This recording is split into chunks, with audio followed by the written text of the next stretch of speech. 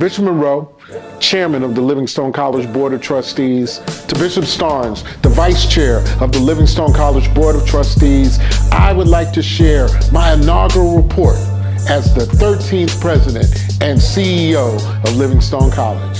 As I've stated before, I am happy, honored, and humbled.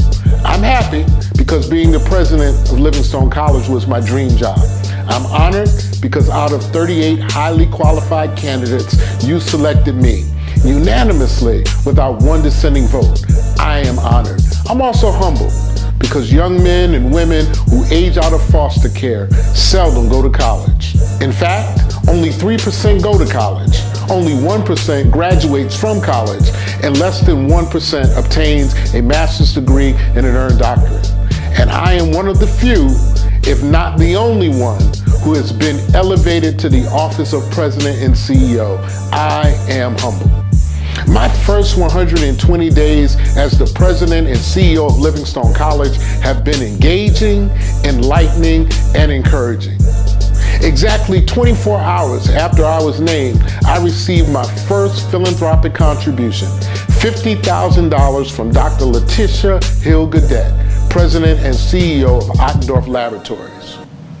And during Homecoming 2022, we announced more than $238,000 in alumni philanthropy, where $50,000 was a gift from Kinston and Sherry Griffin, $28,000 from the Beta cohort, 40 under 40, and $25,000 from Troy Lamontville. This is just a sample where alumni came back to give back.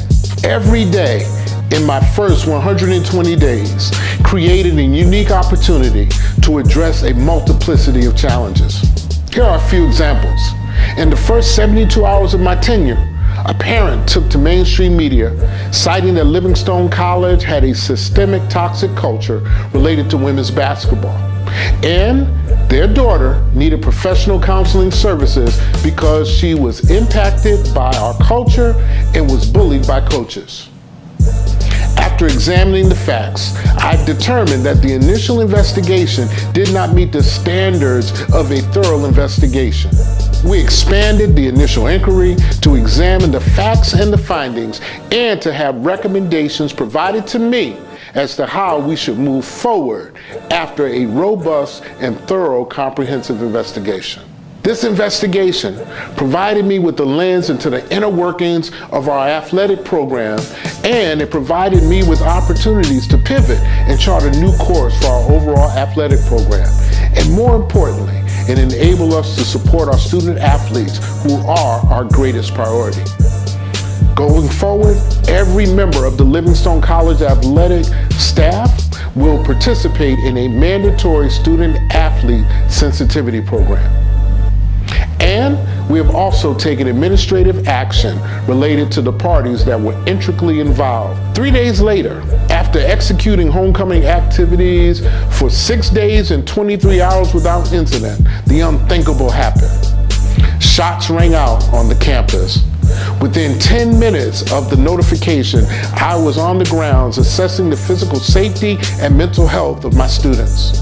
Within 30 minutes of the shots being fired, the mayor of Salisbury and the chair of the Rowan County Commissioners were in touch with me, pledging their support. Also, the mayor of Salisbury, Mrs. Karen Alexander, had her communications team on our campus, and 45 minutes after the gunfire, we authored a joint public statement. And in 24 hours after that, we planned a scheduled joint news conference between the city of Salisbury and Livingstone College. This was unprecedented. And this activity led to the expeditious apprehension and arrest of the individual who fired the shots on our campus. But it was during the press conference that I announced that if Livingstone College could be better, then better we would be. We brought in Ronell Higgins, Executive Vice President for Public Safety at Yale University, and Mr. Dave Perry, a retired campus public safety officer and the former president of IACLEA, the International Association of College Law Enforcement Administrators.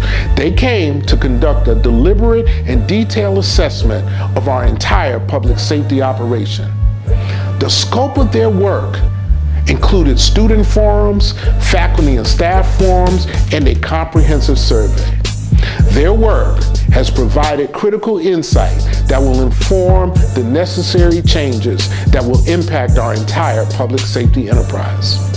In October, during the alumni town hall meeting, I shared that my top priority as president was to address the living conditions of my students. I have walked the residential spaces with contractors, consultants, and campus administration to express why residence halls would be a priority under my administration. Our crumbling infrastructure needs immediate attention. This was validated in January 2023 because on a Friday evening, a water heater goes out in one of our oldest residence halls on our campus. You guessed it, Gola Hall. We had contractors working on a repair solution all weekend long. Unfortunately, there was not an easy fix. So on Monday at 9 a.m., I authorized the purchase of a new water heater that was received 24 hours later and installed. Although as an administration, we were responsive and responsible, our students took to social media about the hot water heater, and then they made allegations that in Gola Hall, they live daily with pathogenic black mold. Irresponsible media outlets reported the allegation as facts. Again, the administration responded immediately. I asked all residence hall directors to walk every square inch of their property and to provide me with a report as to where we have growth that appears to be mold. We secured an outside vendor to conduct air tests and take samples of growth that appeared to be mold. The report stated that there was no pathogenic species found. The pathogen is Stachybotrys. We didn't have any in the air, and the residence hall is safe for human occupancy. It has been recommended that at the end of the year, we execute preventative maintenance in this hall to include cleaning all air ducts and changing all filters. This will be facilitated in early June. Please note that there was pathogenic mold contained in an old chiller unit that's not in use in the basement, and this does not pose a threat to the women living in Gola Hall. Again, in the first 120 days of my administration, we have learned that life is 10% situations and circumstances and 90% as to how you respond to it. During the first 120 days of my administration, we have been responsive, responsible, and resourceful, despite the crisis, challenges, and calamity. Before I move on, I would like to pause to remember Eric Henderson, a sophomore student athlete and honor student who lost his life tragically in a motor vehicle accident over the Christmas holiday. Eric was a leader on and off the court. He was always pleasant, polite, and purposeful. We will honor him during our May commencement. Let us pause for 10 seconds in memory of number 10, Mr. Eric Henderson.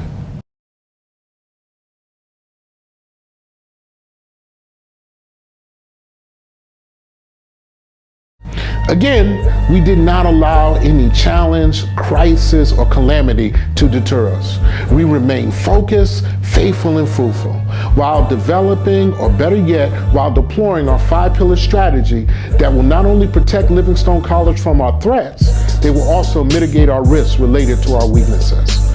The 5 pillars are enrollment, engagement, empowerment, economics, and endowment. I am pleased to report that in the first 120 days of my administration, we have been intentional related to investing time and human resources as we leverage the 5-pillar strategy that will propel Livingstone College into the future.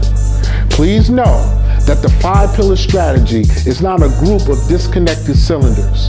Instead, each pillar is interconnected to the other, critically related to the survival and sustainability of Livingstone College. Enrollment.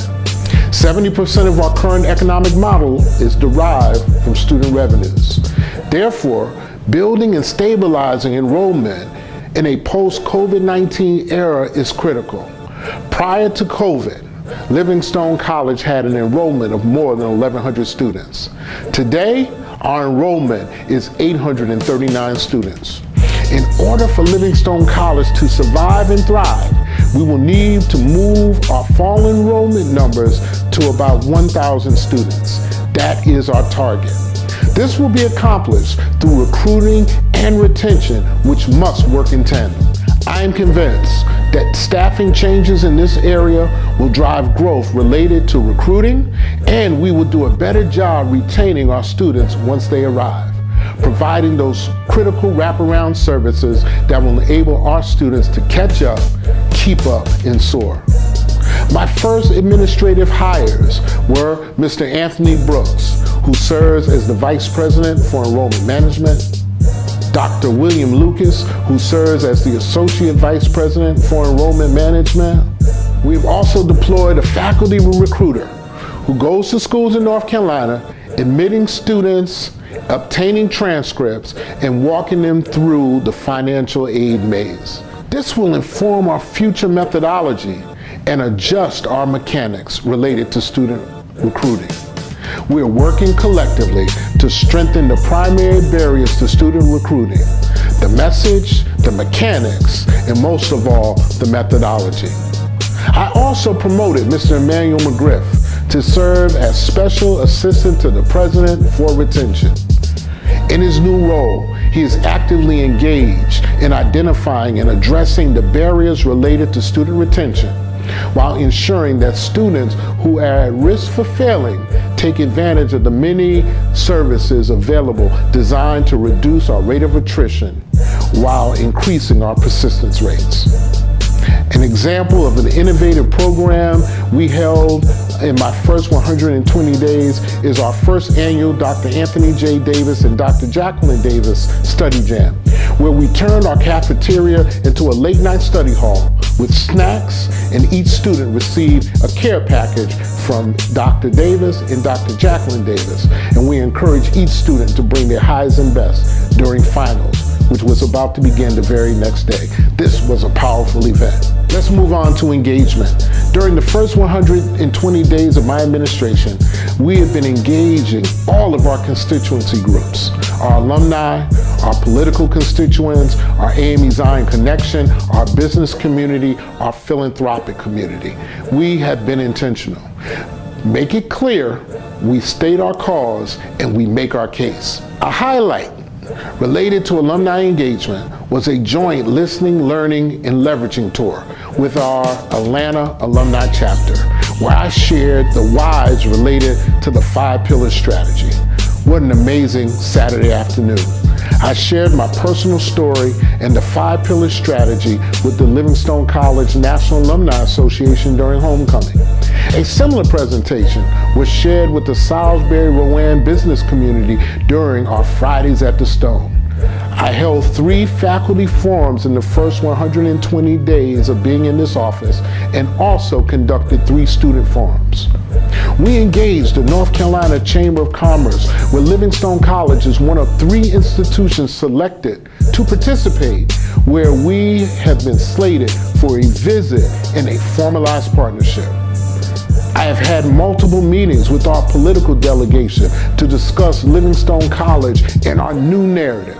We have had substantive discussion with Fifth Third Bank, Bank of America, Wells Fargo, Truist Bank, Xerox, Walmart, Coca-Cola, the regional, or better yet, the local Veterans Administration, the FBI, Ottendorf Laboratories, local philanthropists, the Robertson Foundation, all of this in the first 120 days. In fact, we are hosting Dr. Marcella Nunez-Smith, who was tapped by President Joe Biden to lead the Health Equity Task Force. Having Dr. Nunez-Smith on our campus validates that our profile is being elevated on a national scale. Not only did we have Dr. Nunez-Smith on our campus, we entertained one of the most powerful, if not the most powerful, African-American women in banking on our campus, at least 4 times in the last 120 days of my administration. Gigi Dixon. Wait a minute, let me put some respect on her name. Dr. Gigi Dixon, who received the Doctorate of Humane Letters from Livingstone College. I want to welcome Dr. Gigi Dixon to Blue Bear Nation. And we had the man himself, Dr. Jamal Harrison Bryant, who set Varick Auditorium ablaze with our Founders Day address, where we celebrated 144 years of an audacious idea. What a way to end our Founders Day week. Here's another fact that you may not know. Did you know that our beloved Livingstone College is ranked number 20 in U.S. News and World Report for social upward mobility? What an amazing testimony. Also, during the first 120 days of my administration, our social media presence has exploded. We have gone from 4,500 followers on Instagram to almost 10,000 during this period. And also, some of my videos have been viewed by more than 17,000 viewers. Many of these viewers are alumni and prospective students. However, what is most encouraging is our relationship with the AME Zion Church. In December, we took a delegation of student leaders to the midwinter meeting in Chicago. It was great for the connection to see the product produced on their campus. At this meeting, we unveiled our new initiative where every incoming AME Zion student will receive a $5,000 AME Zion incentive grant. We are optimistic that this incentive will increase the total number of AME Zion students matriculating on the campus of Livingstone College. Today, only 5%, 45 students, claim an AME Zion religious affiliation. Let's move to empowerment. In this pillar, we are intentional about delivering on our new vision statement. Here it is. Students who attend Livingstone College upon graduation will have the capacity to compete and contribute in a global context with confidence and competence. Everything we do aligns under this new vision statement, producing graduates who are resilient, relevant, and ready. We're launching From College to Career, a new career development program that will enable our students to have the necessary skills where they will not be unemployed or underemployed after graduation. Statistics say African American students who graduate with a college degree, 5.5% of them will be unemployed compared to 2.5% among their majority counterparts. This program will close that gap. In our STEM department, we have developed and deployed a new liquid chromatography mass spectrophotometer. This laboratory equipment will empower our students in the area of STEM, and they will be career ready. We were awarded $1 million in laboratory equipment as part of the Biden Build Back Better initiative. And in August, we will be a biomanufacturing research hub, creating career development opportunities for our students and members of the greater Rowan community. We are partnering with Accenture and Project XL, where our data science students will learn more about AI, blockchain, and cybersecurity. This initiative will enable the college to expand its future offering with Macy's, another career development opportunity for our students. Finally, Livingstone College students are participating in the Lenovo Data Gateway Program, sponsored by North Carolina State University. A special thanks to Dr. Dawn McNair Extraordinaire for leading this initiative. We also launched our inaugural MBA program. We now have 20 students enrolled in this program. This year, we also provided every student with a laptop computer, closing the digital divide. Special thanks to Dr. Kelly Randall for her tenacity and attention to detail that has rendered this launch successful. Dr. Randall has shared that she will be moving on to her dream job later this year. I want to pause to thank her publicly for her dedicated service to Livingstone College. And finally, the most effective empowerment tool is prayer. Prayer changes things, prayer changes people and circumstances. Every Monday, we gather for morning prayer, either at the Bear or now in the Hilliard Room. Wherever this is convened, we meet God there and we collectively pray for discernment, direction, and for the decisions that we must make for the population we serve. Let's move on to economics. During the first 120 days, we've been intentional related to managing the economic model of the institution while developing plans and activities to deploy college assets that will drive a return. A great example of this is that we are partnering with our local CDC to raise dilapidated properties owned by the college on Monroe Street that we might construct 6 new townhomes that can be used for faculty or adult student housing, whereby the college will maintain ownership and control of the assets. We have moved beyond a vendor relationship with Coca-Cola. We have established a collaborative agreement whereby Livingstone College will be the beneficiary related to every case of Coca-Cola sold on this campus. And they have made a $50,000 commitment, and they have made their first monetary contribution. I am excited about these endless possibilities. And finally, our last economic development project is our newly developed partnership with Moolah Mobile. Moolah Mobile is an evolution of the Obama phone and the Trump phones. Moolah Mobile is more than a mobile device that connects underserved populations to technology. It also creates wealth for the end user. Livingstone College will receive revenue monthly from every tablet distributed to our students, churches, and communities. This is another game changer. Unfortunately, because of our non-disclosure agreement, I cannot share critical details related to this joint venture today. However, more information will be coming soon. I envision that our revenue shared model will rapidly grow our endowment. This will impact our economic model in years to come. There's so much more I can say about my first 120 days.